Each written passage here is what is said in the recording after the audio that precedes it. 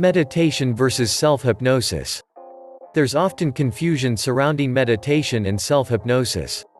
Are they just two different terms for the same thing? Or are they completely different? There's no cut and dry answer. There are so many types of meditation. Some of them are quite similar to self-hypnosis, while others are certainly not.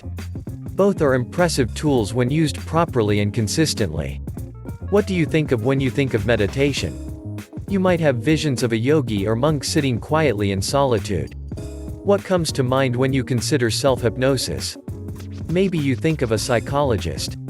Perhaps you remember the stage hypnotist you saw in high school that made some of your fellow students cluck like chickens. Consider these differences. Make sure to subscribe to not miss future videos. And gives us a thumbs up. 1. Purpose. While it is possible to meditate with a very specific end in mind, most forms of meditation have a more general goal.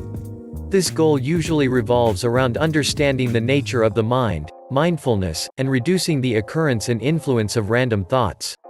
Self-hypnosis has a more specific purpose, such as quitting smoking or becoming more confident while public speaking. Self-hypnosis is used as a means of making one more open to suggestions or affirmations.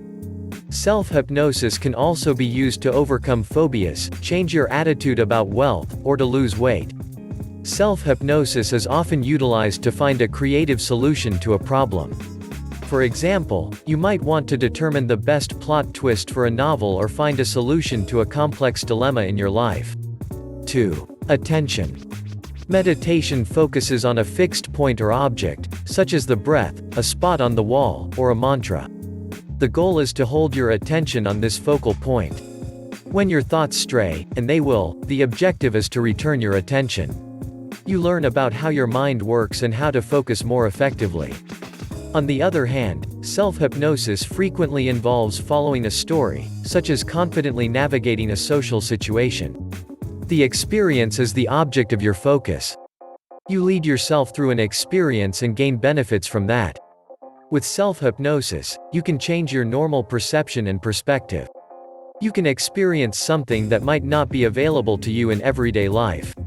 3. Guided or non-guided. Meditation can be done with oneself or guided. By definition, self-hypnosis is non-guided. However, many people consider the use of hypnosis audio recordings to be self-hypnosis. The use of a live hypnotherapist would not be self-hypnosis. There are many audio programs available to help you learn how to meditate or utilize self-hypnosis. The quality of these recordings varies tremendously, as there are numerous amateur practitioners putting their ideas out into the world. Both meditation and self-hypnosis can bring you benefits, and you can use both in your life. Meditation can be used to quiet your mind, enhance your ability to focus, and decrease the tendency to ruminate. Meditation has been around for thousands of years and is very effective. Self-hypnosis is a more surgical tool for dealing with the challenges in your life. Whether you want to increase your confidence, lose weight, quit smoking, or get over your fear of heights, self-hypnosis can be a powerful tool. Both techniques can work very quickly in some people, but others find that weeks or months are required to see real benefits. If either one might be of benefit to you, why not give it a try for a few months? Measure your results and proceed appropriately.